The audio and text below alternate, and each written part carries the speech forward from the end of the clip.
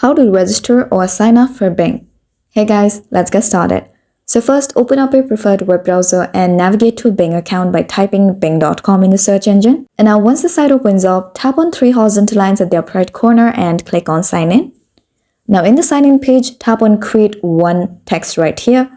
Now enter your email address in the email address field, or you could just get a new email address for it. So here I'm going to select get a new email address under the email space, and now type in the new email name and click on the next button. Now after that, you'll be prompted to create a password for your Bing account. So go ahead and create a strong and secure password and click on next.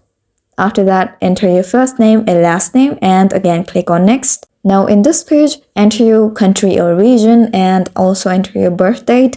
Once you're done, tap on the next button.